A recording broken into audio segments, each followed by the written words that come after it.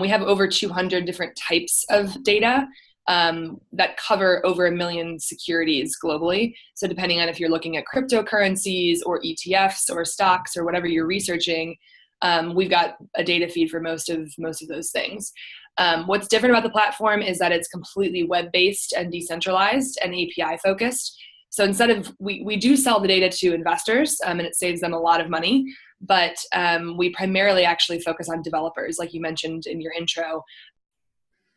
All right, we are recording. Today I have on Rachel Carpenter. She's the founder of Intrinio, a marketplace for financial data, FinTech data, and also apps related to using that data and visualizations for any company that needs financial data. So Rachel, thank you for coming on today.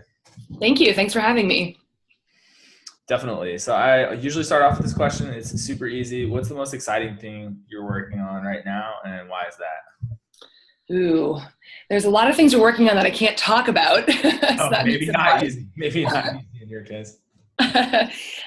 So we are basically working on a couple projects. We just got through a program in Atlanta called Engage VC that linked us up with a couple pretty big institutions, including Invesco and Goldman Sachs. So we're working on a lot of different projects with both of those companies, ways that we can leverage our current platform, but inside of bigger institutions. So that's one of the most exciting things we have going on right now. Wow.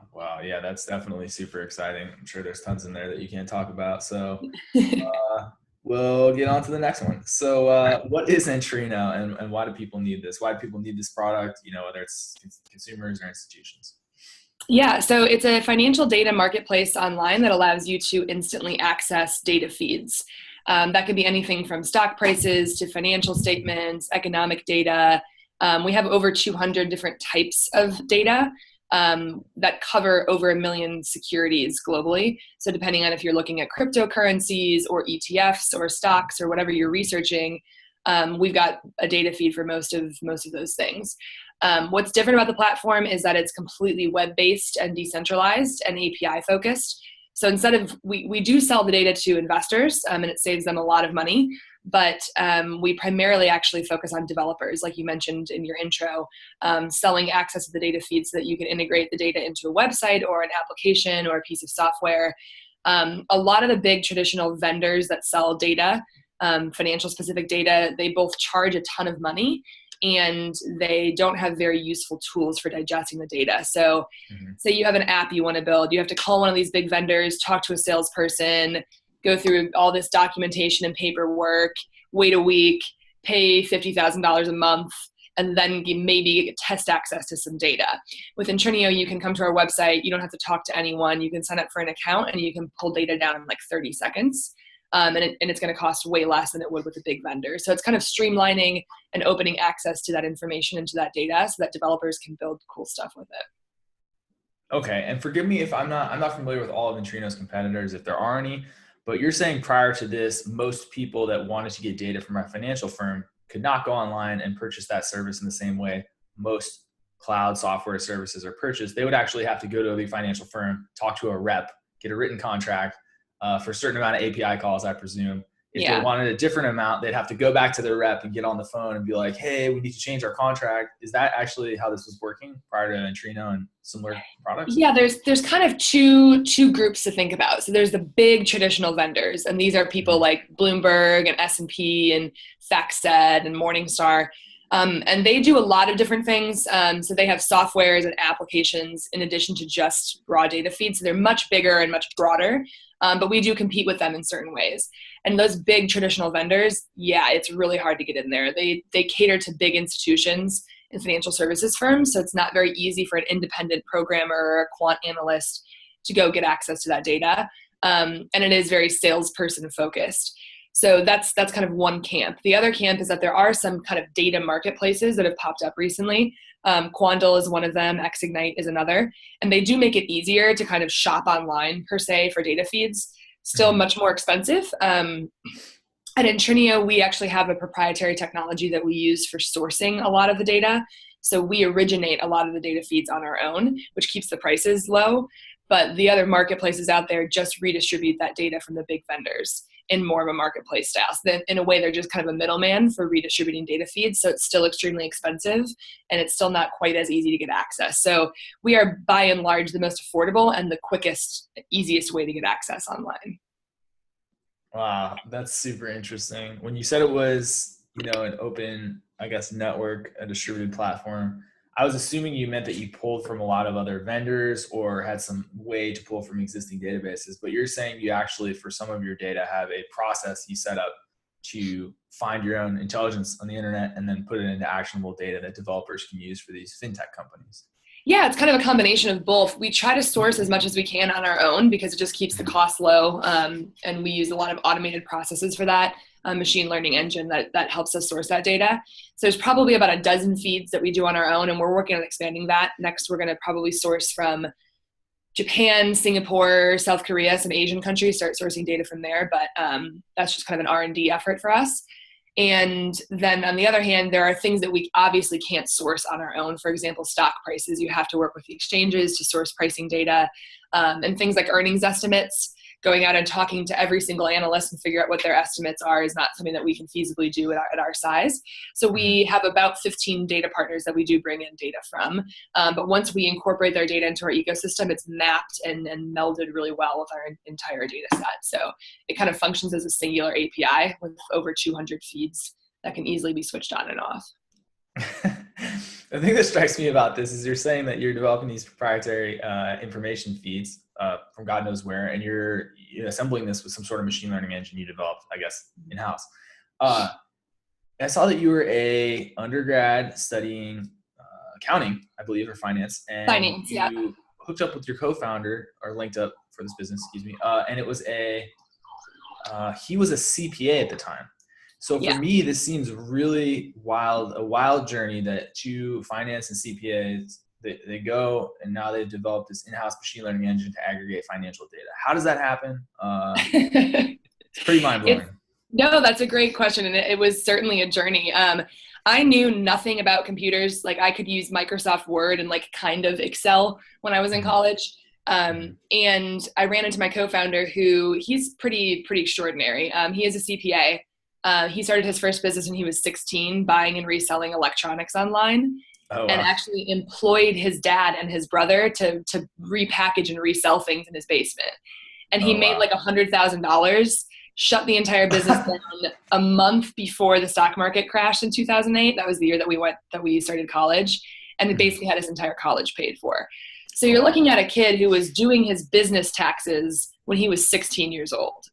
So when you walk into an accounting 100 class, it's like, all right, come on. Like I've been doing my own taxes for, 3 years already. So accounting came very easy for him. So when he was getting his CPA and going through accounting, he got double major in accounting and finance. He was bored, right? Because he knew everything. He was easily passing classes. He just didn't show up. So he instead spent that time teaching himself how to program.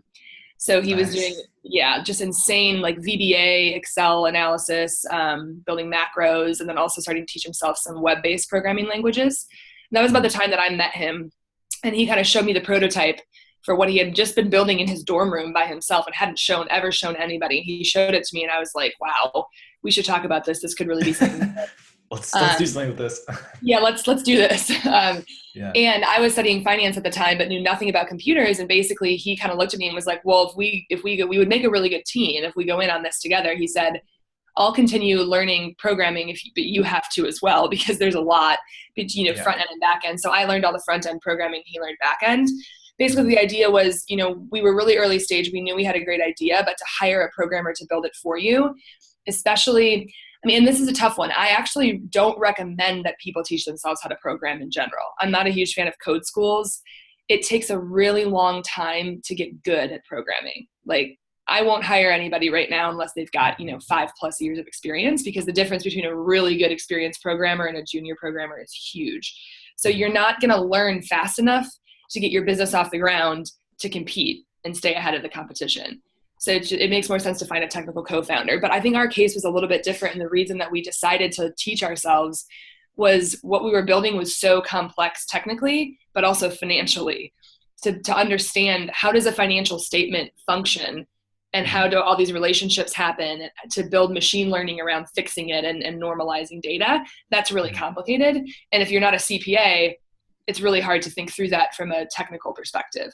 So basically, if you think about Joey, my co-founder's brain, he's half of a CPA, half of a programmer.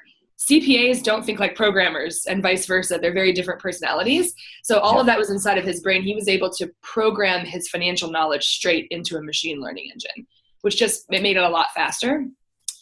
So that was a journey. At the time, I was actually sleeping on Joey's couch in Chicago, and we had no money, and we were just learning how to code all day long. It was a really rough year, but it was fun. I just literally had my face at a keyboard, just Googling how do you program all day long. And we got it from A to B. We got the product launch. We were starting to generate revenues. But then we, since then, have obviously hired a CTO and a bunch of programmers, and he kind of looked at our code and he was like, all right, get out of here. He's like, oh my God. Yeah. I mean, it was hacked well enough together that we got it kind of off the ground, but we've both kind of stepped away from programming since then. But being able to learn enough to take that first step and get it off the ground. And also I know how programmers think now. And so because our company is so tech focused, I can understand that side of the business. So it did make a big difference, but making the jump from this financial CPA, Masters of Accountancy style background that we had to adding all of that tech focus on it was a process. It was almost, I would say, like 1 or 2 years it took for us to really to get up to speed with it, but I'm glad we did. Yeah, no, totally. That sounds like an exciting journey. I heard a little bit of the interview you did on Indie Hackers where you were talking about that initial period where it was just focused on building the technology for, I think you said, like 1 or 2 years. So which is super interesting. So talking about learning to code, you went to Full Stack Academy. How big was that in your journey learning how to code? Do you think that was instrumental or just kind of a sideshow for your whole year plus journey and learning technical skills? It definitely helped. So the thing that's interesting about code schools is that they're not doing well. The business model of code schools doesn't do well. We're seeing code schools shut down left and right. They usually last like 2 to 3 years and they just don't make it because it's not very easy to get a job coming out of a code school with just 6 months if it's a 6-month program. So in general, I don't know how that model is going to last. Am I glad I did it? Yes. But that being said, I came in having programmed for 6 months. So I literally just sat down by myself on the couch and Googled how do you program, because you kind of have to come in with some knowledge about like what does code look like, how does your development environment get set up, your text editor, how can you write basic HTML and JavaScript and things like that. And if you don't come in with some of that knowledge, it's like walking into like a Mandarin course and expecting to just pick it up. It's crazy.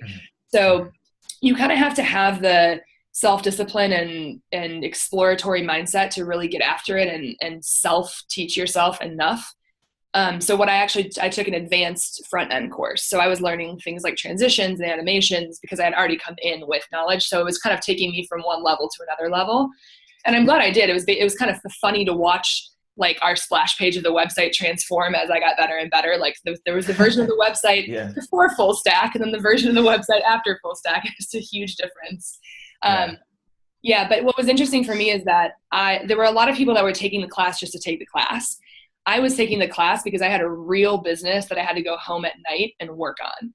So I would learn something in class and I'd have my code to go actually apply it to and add that feature to the website. So I think what made it much more impactful for me and solidified the knowledge was that I actually had something to apply it to every single night versus just like taking a class for the heck of it. Yeah, no, that totally makes sense. That must have been pretty exciting. So you talk about you learned a lot of interesting front end stuff like animations. A lot of these boot camps, they say that they're full stack Academy certainly does. Did you learn enough to be able to do anything with the back end in your own company, or did you still not even touch that even after the course? I did a little bit. So we use Ruby, and I have like a basic understanding of the Ruby framework, and I can go in and edit things, but I didn't get nearly as advanced. My co-founder Joey did most of the back end stuff, so I had a very basic understanding of it. It's really hard. Front end programming is a breeze compared to back end. It's like not even comparable. It's easier, I think, to take to go to code school for front end than it is back end. To become a really good backend programmer, you have to have a very specific personality. And honestly, I don't even tend to like to hire backend engineers that have gone to school for it, because the type of personality that makes you a really good programmer is a person who's just going to stay up until 4 a.m, just diving into stuff and learning and figuring it out. And when you do that on your own and you're a self-starter and a self-learner enough to really just dive into code and fix problems and figure things out, you become a better programmer that way than in a classroom. Whether that's like a 4-year university or a code school. 2 or 3 of the programmers that we have never went to school for programming, because you don't really need to, but you have to be a self-starter enough to really get after it and learn on your own. And it does take years, even under that scenario, to get really good at it. Yeah. They can't teach you how to sit in a chair for 16 out of 24 hours in school. So nope. it's a unique personality. Yeah. So one thing that kind of struck me, just listening to some of your interviews and reading a little bit about Intrinio, was that when you talk about the idea, you originally say that there's this problem where financial information companies would have this, in-house proprietary process to value companies that would cost the company $50,000 to $100,000. And originally you had this idea that maybe you could automate some of that with this valuation for these companies. How did you guys evolve from that idea to kind of almost a marketplace for data and, some of the marketplace you have of apps now? It's a little different. Yeah. That was a big pivot out of necessity. So when I talked about when I was in college with Joey and he showed me the original, prototype of what he was building, that was the valuation company that we wanted to build. Okay. He worked in valuation services for a long time, like valuing people's estates. So like if you own stocks and you own a company and you own real estate, like how do you put all those assets together and figure out what the value that person's estate is? So he was doing all types of business valuations, and he was really good at it and really good at automating it. And basically all that's happening when you own a coffee shop or you own something, if you're trying to get someone to tell you the value of your business, consultants just charge you, tens of thousands of dollars for that. It's ridiculous. But if you actually look at what's happening, all they have is an Excel spreadsheet that's a template, and they type in your information and you run it, and that'll be $40,000. So it's something that had a huge opportunity to be automated. And that's what we set out doing. So he had this massive Excel spreadsheet that had 40 tabs in it. It was pulling in data from 10,000 websites and running this analysis and then spitting out the value of a company. And basically we had to take what was in Microsoft Excel and build it into the internet, which was a really good exercise for learning how to program, because we were literally learning how to program as we were okay, how do we take this page in Excel and build it into the website? But building a discounted cash flow analysis into Ruby code to have a value of a company show up online is very complicated. So it took us a year to get there, but it was a really good exercise for us. So we were basically just programming to the point where, and Joey and I did this on our own this first year. And it actually exists still on our website. You can check it out, but you type in a ticker of a company and you click enter, and it'll run the entire analysis and just pop up a value and say, this is the intrinsic value of the company. Here's the stock price. What's the difference? It'll tell you, is it overvalued or undervalued? Is it a strong buy or a strong sell with a margin of safety, a confidence score on it? Mm-hmm. So we built that on our own that first year, which was what we wanted to turn into this valuation engine online. That was a long year. But what happened was that we were blissfully unaware of how expensive all the data was. Say you're trying to figure out what the value of Apple stock is. You need Apple's stock price. You need their financial statements going back 10 years. You need industry metrics. You need some economic data. There's a ton of inputs that go into that. So realistically, we were screen scraping data from 10,000 websites, illegally violating their terms of service. There's no way that we could pull that data off the website and then resell it in a product. That wouldn't be legal. So but we didn't know anything about data. We were just trying to build the app, and we were just scraping together what data we could. So it was at the end of that year where, think about it, we just spent an entire year. I'm literally sleeping on Joey's couch. We have no money, and we just spent a year of our lives programming this app together. Yeah. And we called the vendors, the big vendors that I mentioned earlier, and it was close to $60,000 a month for the data that we needed. Yeah. And we were we have negative money right now. We just got out of college. So honestly, we were pissed. It was infuriating to have spent all that time. And it's you built this awesome car and you can't afford to put the gas in it. So the car just sits there.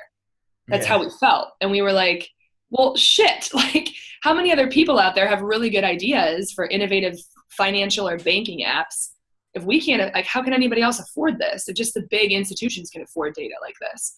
So that's when we kind of had to stop and totally rethink everything and go, all right, well, at least we know how to program now. That was fun. Yeah, we're better at programming. Yeah, but like how do we solve this data problem? And so we set out trying to source data just to power that app. But through the process of building that data sourcing technology, we recognized it would be more powerful if we flipped it around and powered everyone's apps versus just trying to power our own app. So that's kind of how that evolution happened. That's interesting. That's interesting that it makes it more valuable for you guys to kind of, I guess, sell at a discounted price what you developed as opposed to just using it as a, proprietary data collection system. Yeah. Man, that's really interesting. So why is that? That seems really odd. Who owns this data that it in order to get it from a vendor at $60,000 a month? Like, it's allowed to resell this? Isn't most of this at an individual level? If I'm an individual and I want this data, isn't it supposed to be public information, or is that not the case? There's just so that $60,000 price had like probably 100 different types of data bundled into it. So there's certain data sets like financial statements, which publicly traded companies are required to post those with the SEC. So technically you can go to the SEC and get that information. It's a mess though. No two companies file their financial statements the same way. So let's say you just wanted to compare revenues of one company to another company. Oracle has cloud computing revenues, software revenues, hardware revenues. They have consulting revenues. Oracle does like 12 different things. So you need to build a system just to scrape the SEC's data, basically. Yeah. Well, but then Apple they just decided to report revenue. They can do whatever they want, basically, if they're within the GAAP accounting standards. So you can't, if you wanted to go to the SEC, you couldn't just pull down the revenue. You have to normalize the entire data set and kind of map it and put things in the correct buckets and standardize all the information. That's what we built a machine learning engine for. That's what the big vendors do manually. So they've got tens of thousands of people that are kind of typing in that data, which keeps it really expensive. We use machine learning. Yeah. They really do that. Yeah. Financial services is very behind. That is so they're getting better, but it's still not great. But that's just one type of data, right? The problem is they won't just sell you an a la carte data feed like that. They're going to bundle it into the $60,000. We will just sell you that. For an individual, it's $40 a month, right? But for the big guys, $60,000 because it's going to be bundled. They don't do a la carte pricing hardly at all. But bundled into that $60,000 might also be like a real-time stream from the exchanges. So you want to stream like real-time prices by the second from NASDAQ or NYSE. That's insanely expensive because the exchanges have really expensive exchange fees that could be bundled in on top of that. So there's a ton of inputs that go into that $60,000. Some data is free, right? The Federal Reserve has some economic data. The SEC has some data, but it's not very useful. So there are places out there where data is relatively free, but to make it actually usable and also into an API. So if you're a programmer and you want to pull financial statements out of the SEC, you would have to like download it to Excel, put it into a database, and then somehow find a way to stream it into your app. But we wrapped the entire thing in an API, which makes it easier to get started. So it's complicated. Yeah, no, it definitely sounds like it. But I mean, it sounds like from what you explained, basically you guys are making this into a usable format, and you guys keep all this data that you have come in. Do you have it actually in some sort of database that you're building in-house, or where you guys host all this information that people are pulling out through APIs? Yeah, we host it on Amazon. It's really the only place that we can, scalably keep that much information, because if you think about one of our 200 data feeds is financial statements. Every quarter there's new ones. So that data set is just like going up over time.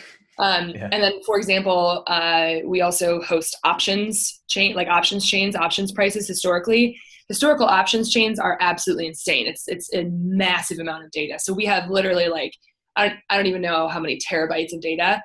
And what's interesting is that I think people take for granted being able to host things in the cloud. Like if we had to maintain our own servers in our office, I can't even imagine that technology has had a very profound effect on the ability to scale a company.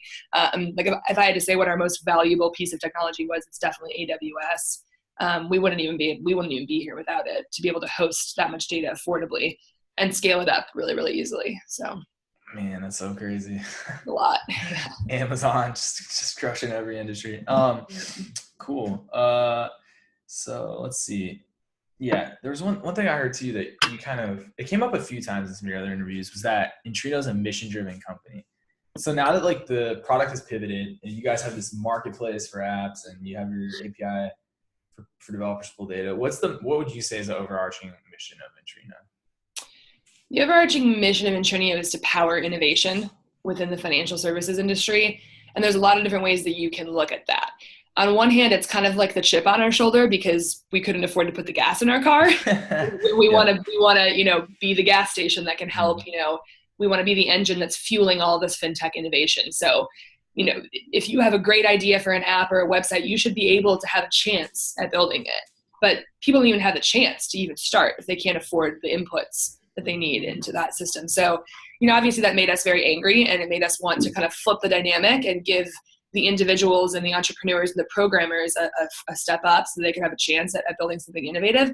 Because if you look historically, frequently the most innovative things that are built are not inside of huge institutions. It's the rebel or the programmer or some guy out there that is really good at one specific thing, and he can make something out of it. So that's one of our our main missions, but that extends out of just individuals into institutions as well, because we do make things more affordable, which makes it accessible for them, and that powers innovation there. But wrapping the affordability around tools that are modern can help innovation inside of big institutions as well. Like I said, doing things manually, the way that technology works inside of these big financial institutions is so archaic that bringing in data feeds that are flexible and API based can help innovate inside of big institutions just like it can with entrepreneurs. Nice. So just regardless, driving innovation in the FinTech industry. Yeah. That's nice. That's pretty big mission. That's exciting. So you also mentioned that now you have a marketplace and it's like the Google Play Store for FinTech apps. So how does that work? Do you guys also make commissions off sales or downloads on the marketplace, or is that just to, spread the gospel of Intrinio? How does that work? Right now it's more of just like a listings page. It's kind of in its infancy right now. So we've been around for about a year or two. We've technically been launched for about 2 years. But if you think about the first programmers that we onboarded in year one, they might still be building their apps right now on top of our data, right? It takes like years sometimes to get yourself off the ground. So there's been kind of this layered approach of programmers and entrepreneurs that are using Intrinio data to build stuff will launch their products kind of over time, depending on how far along they are. But we always make it an option to say, once you launch, we'll promote you in our marketplace, so that if you're an investor, maybe you want raw data feeds to analyze stuff, but maybe you want some apps and tools as well. And it's kind of a one-stop shop where you can get the data that you need, but also the apps and the analytical tools that you need as well on top of it. And there's some pretty awesome stuff that's getting built in there. It's a way for them to get promoted as well. Frequently, it's like a really brilliant programmer or quantitative analyst guy who doesn't know anything about marketing. And so he built this awesome thing, and our team is like, oh my God, this is so cool. He doesn't know anything about marketing. And we're like, all right, we got you. Just put it on our market. We'll help you get the word out. Yeah. So it's kind of a cool partnership. And then for us, it's also a cool way for us to just show what's possible. Here are the things that are being built on top of our data. For example, somebody built an Alexa app or an Alexa skill on top of it. So you can download that. Alexa, what's the stock price of Apple? Or Alexa, who's the CEO of Amazon? And it'll spit out our data points. So just cool apps like that. It's kind of crazy to think about what's possible when you just have an open flow of data, what you can build around it. And we also have a program where we give the data away for free for 6 months as a way to kind of give back, thinking back to our trials when we were unable to get started. Having free data for 6 months is just to program and get things started, find investors, whatever it is you need. It makes all the difference. So we do that. We give away free data if you're small enough. So we have this nice community of early stage FinTech entrepreneurs that are building. We have 160 in the program, I think, right now. So as they exit the program and as their apps launch, we can post them on that page as well. Wow, that's awesome. Yeah, Sounds it's fun. like you guys are building a cool little ecosystem there. Yeah, I'm sure that's great for promotions too. Yeah. So one thing I was looking at too is your background. So you did do finance. That was at Wisconsin, and then you had done, it looks like some sort of operations internship with one of the football teams out there. Yeah. So what did you learn anything at either of those places that helped you when you were trying to run Intrinio, or not really?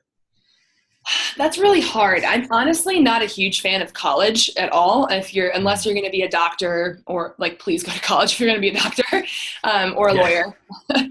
um, like science, research, medicine, law, there are some areas I think that college makes sense. But honestly, I don't think I learned anything really that helped me. And I had like a degree in entrepreneurship, but entrepreneurship is not something that you can study. You have to just do it and fall on your face and figure it out as you go. And honestly, Google. Like, I didn't retain anything from my accounting and finance courses. I mean, basic finance stuff, but like, I just Googled things when I need to look them up, and you just have to like self-start and figure stuff out. So I think college was more of just like a coming of age, like socialize, like figure out how to learn, versus actually have tangible skills that can help me build a business. I was a huge fan of, like, I think it's Peter Thiel, who will pay young like high school students $100,000 to not go to college. Like, yes, that's the best thing ever, right? Like, go build something of value. I learned way more in the year that I learned how to program, the year we built our technology, the year we launched our business, like 3 years, than I learned in 4 years of college, like by far. It's all on you. Like, you have to figure it out. You have to get things started. How do you write a business plan? How do you get your LLC established? Like, you can't learn that stuff unless you just do it. So no, didn't learn much in college that helped me. My internship with the football team was random. My family was in Florida, and there was a football team, and like, I was the only woman employed by the entire team.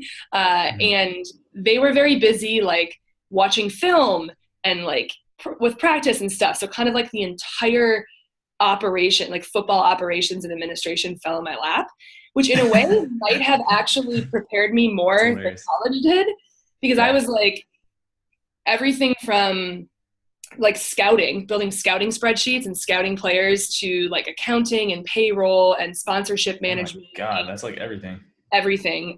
Even like going to the player apartments and waking them up when they got too drunk the night before and they weren't going to make a game. Like, that's ridiculous. Everything. Wow. So like, thinking on your toes, being agile, figuring stuff out as you go, getting massive things piled in your lap and having to just sort through it and figure it out.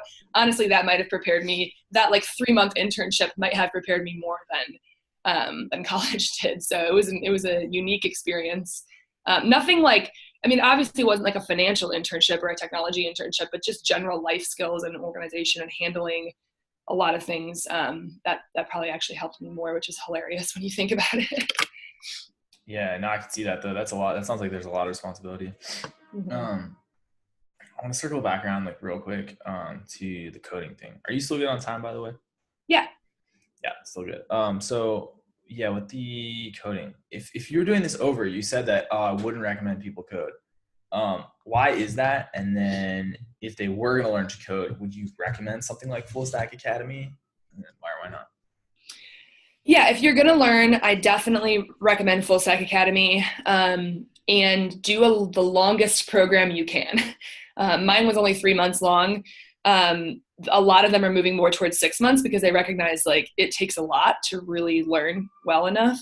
So Full Stack is great. Make sure it's a long program would be my only recommendation there. The reason that I wouldn't actually recommend programming is learning how to program when you're getting started is just that speed is everything. So I would assume if you're learning how to program, it's because you want to start a company, and it's probably a tech company. Things move so fast. If you have an idea day one, somebody else probably is going to have your idea, or in a week, someone's going to figure it out and try to copy you. The amount of competition in the technology industry is absolutely insane. If you don't move fast, you're going to be dead in the water. It takes like 3 at a very, very minimum to like 10, 15 years to become really, really good at programming. How do you have that much time when there's that much competition in your industry? The day that you have an idea, you should have been building yesterday. So if you think about like the value of your business as a whole, you could build a more valuable, say you give away 50% of your company to a technical co-founder. Do it. It's scary to think about something like that. Like, oh, I'm giving half my company away or whatever percentage it is. But the value of that pie is going to be substantially bigger, substantially faster when you have somebody who knows how to program and can get that thing off the ground like that, versus you struggling to try to figure out how to code and frankly, you're not going to get that good, and you're not going to get good fast enough to build something of enough value. So it actually creates it creates more value for you to give away a chunk of the business to a technical co-founder and grow faster and increase the value of the company than it does to just like trickle along and try to figure it out, because you just don't have time. Like moving fast is the most important thing. Mm-hmm. Mm-hmm. No, that totally makes sense. Yeah, because I just hear so much conflicting advice on this. It's an interesting topic. What do you think about learning to code in terms of whether or not it's helped you in anything else? Like, have you found that you've gotten better at anything else because of the time you spent learning such a focused individual contributor skill like that? Yeah, one of the best things I think it taught me is, and there's a lot of research out there about this, about getting into like what they call a flow state, where I am very type A, like aggressive, loud, fast moving kind of a person. So I don't stay very focused on, I'm like multitasking and doing 10 things at one time all the time. But when I was in that year where I was learning how to program, I would like get into something and like snap out of it and look up from the couch and it's like 4:00 in the morning. And I'm like, holy shit, like what just happened to time? Like, and I'd look and I'd have like coded, I don't know how many lines, and just done some like incredible stuff. But you like time just passes and you don't even know when you get into that flow state. And when you're able to really zero in and focus on something, it's hard for me I don't know if I've actually fully felt that since I've programmed. It's hard to get into that state of mind. But I'm constantly searching for it, right? When I'm like, okay, Rachel, stay focused. Like, you got to get this one thing done. I think back to that time and try to get into that flow state. That's one thing it definitely has taught me. When I look at our programmers, I'm just like in awe constantly because their headphones are on and they are just like zeroed in when they get into that state. If you can direct that amount of concentrated attention on something, you just do such a better job at what's in front of you. So that's probably one of the biggest lessons. The second one, I think, and I talk about this a lot when I speak, is incremental growth. And it's like, so many times you'll look at a task in front of you and be like, no. Like, I didn't know anything about computers. Like, me program? No. like you're looking 10 steps down the road and saying, I have to build a whole website. Yeah. Like, that's a monumental task. But when you break it up into really, really small steps, all you have to worry about the first day is just like making a square appear on the screen. And then the next day, turn the square blue and then rotate it to the right and then build a header. And then it's like very, very step by step. But if you spend too much time thinking on the end game, like me right now, I have to build a product with Goldman Sachs. Like, how do I even start that? Like, break it up into small pieces. And so I have to keep reminding myself, like, Rachel, you learned how to program. You started by drawing a box. And so I'm always thinking, like, what's my box? What's my square one? Because you can, and it's incremental, right? You don't just snap your fingers and learn how to build a website. Like, we don't just snap our fingers and build some big enterprise product. It's an incremental process, and you incrementally learn how to do those things. So if you have an incremental growth mindset, you end up achieving way more in the end, but you just can't get like sidetracked by how crazy the end goal might seem. Incremental growth mindset. That's interesting. And are you saying you developed that a little more when you're trying to figure out these problems coding, or? Yeah, I think I was kind of inadvertently doing it when I was programming, because I think I was so excited to figure it out that I wasn't scared about the end game. And I think when I finished and I look back at it, I was like, wow, like I just broke those things up into really small steps and tackled it. And that's, how I achieved it. So I think it was afterwards looking back on it and realizing that it was very incremental. Yeah. Yeah. I agree. I was doing a few CS classes, and I went from the point where I had to just try to, look for a quick solution to like really engineer problems when they started to get longer, and it was interesting what you say about flow state, because it got to the point where I was like, okay, I just have to reverse engineer this and just figure it out. Yeah. Like, it's not going to help to like, I get help from people, like, cause if I'm coding this, like I have to understand it. Yeah. And once I got into that zone and I was like, I'm not going to move from here for like 2 to 3 days. I'm just going to do this all day, 2 to 3 days. It was like, I've found few things where you can get as in the zone as you can with coding, which is why I kind of wonder if it doesn't in some way capture your sort of attention better than other mediums. Because for instance, like when you're writing, the English language, processing it, whatever language you're writing in, doesn't really require too much of your brain. But it's like, I feel like when you're coding, it's this weird mix of like mathematics, problem solving, just basic logic. And I feel like it just in a way lights up your brain. That's different from maybe doing something like writing or other projects you're normally working on in a business, because I noticed that as well. I would just get in this zone that was like pretty intense. And the incremental thing too, where you're like, if I could just get this part, then I can get to the next problem. And then at the end you're like, holy shit, like did you ever get to the point where did you ever get to the point where you solved one of your problems in your dreams? That happened to me once. No, I haven't got there yet. It's the best feeling. I've heard that. Yeah.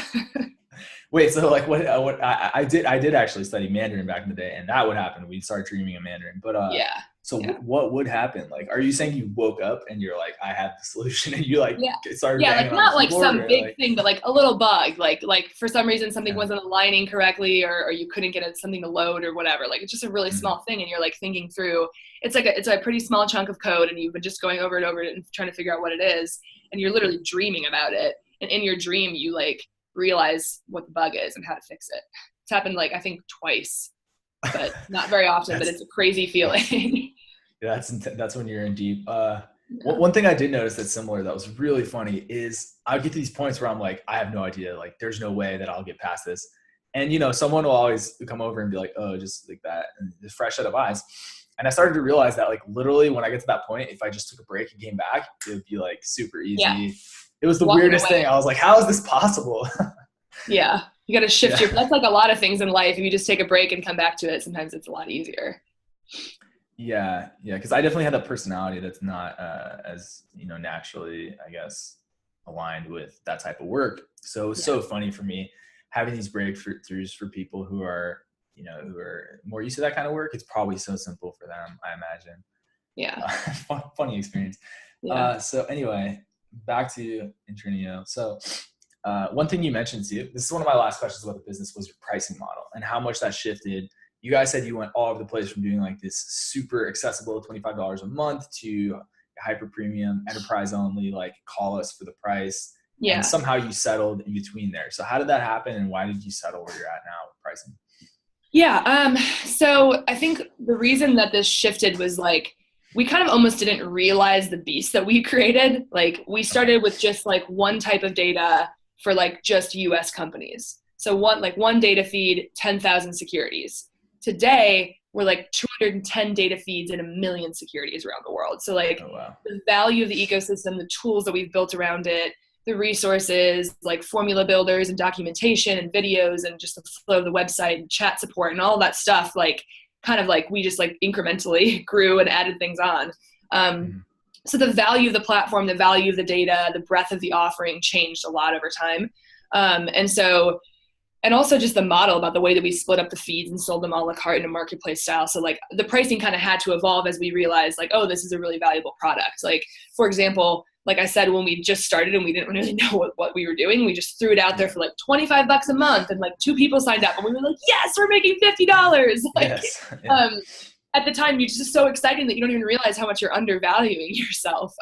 The alternative here is a $60,000 a month feed from a huge institution that takes tons of time to set up. But then it gets complicated, right? Because we're splitting all the feeds up. Now we have 200 different prices. We can't sell streaming data from NASDAQ for $25 a month. That obviously has to go up in price. And so that stuff just kind of evolved over time. And then, so it's trying to figure out what the value of your platform is. We want to be the affordable leader, but we don't want to discount the value of the tools and the things that we're bringing to the table as well. So it's kind of a balance there. That's kind of how the pricing evolved over time. Okay, so it really was just testing a bunch of different models. Yeah. Yep. No, that makes sense. So if anyone else has an idea like this, I know you mentioned that you should, just find a good technical co-founder or someone that you can get that's already fully up to speed on programming. What other sort of advice do you have in terms of like books, blogs, resources, mentors people should get, things like that that'll kind of speed up the process if they're trying to build something like this? Books. There's a couple. 0 to 1 by Peter Thiel is like my favorite book by far. Have you read that one? That's my favorite book. Yeah, I love it. Yeah. I like him. I'm just like, I'm such a sucker for like the, I guess, contrarian thinking. I just love it. Yeah, so, me too. Yeah, and that's kind of how I feel like I'm obviously a 0 to 1 kind of a person. And so you have to figure that out. Like, don't even start the business if you aren't a 0 to 1 person. Like, go be a CEO of a scaling, like be a manager. If you're a true entrepreneur, you're a 0 to 1. So it's kind of almost like a self-revealing book you should read like very at the beginning. Make sure you're an entrepreneur, make sure you're ready for this and that you can create things out of nothing.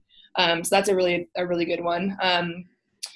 The other one that made a big impact, well, two of them, The Leadership Pipeline. I can't remember the authors of these books, but The Leadership Pipeline and Organizational Health were two of my favorites. Oh, wow. I haven't heard Leadership Pipeline, meaning when you start a company, you're frequently going to be hiring people that are younger or entrepreneurial mindsets. And the shift that you go through between just being a solo entrepreneur and managing yourself to managing a team, to managing a manager, to managing multiple teams, to managing managers of managers, like there's a ton of corners that you turn. And the leadership skills that you need between managing yourself, managing a team, managing a manager, and up, totally different sets of skills. And one of the biggest mistakes that small to big companies make is not helping people learn those new skills. Like taking somebody who's just been managing themselves and saying, okay, you have a team now, but not teaching them like, here's how your leadership style needs to change along with that. And we've made that mistake. And one of the things I'm proudest of at Intrinio is that we grow leaders. Like I was never a leader of a company before, and I'm figuring out as I go. So I'm happy to hire people that we can help grow through that. But if you don't help them turn those corners, it can be pretty disastrous. So Leadership Pipeline is great. The other one is Organizational Health, which is like, you can focus as much as you want on the hard metrics of a business, ROI, SaaS metrics, revenues, whatever you want, whatever you're focusing on, just growing the business in hard metrics. That could not matter at all if the actual underlying health of your organization is not there, which is very broad. Everything from culture to team dynamics to being mission driven, all of those things that like early on in a startup, you can be just so focused on sales and making revenues. And if you're not paying attention to the actual underlying health of your organization, that can like knock the legs out underneath you. And it's tough because like kind of in the beginning, literally nothing matters but sales, but you kind of have to have that in the back of your head to be keeping an eye on that kind of stuff too. So those were two books that were really helpful for me.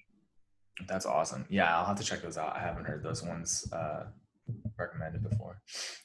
So my last question is just, is there anything else that I didn't ask you that I should have, or that you'd like to tell people about? Anything? I don't think so. I think we covered a lot. This was fun.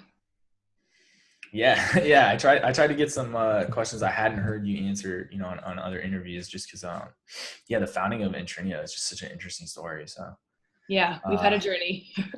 Yeah, definitely have. But anyway, Rachel, we can chat after. I'm going to cut the recording. I want to thank you for coming on. I really appreciate you giving people some of this advice. Yeah, thanks for having me.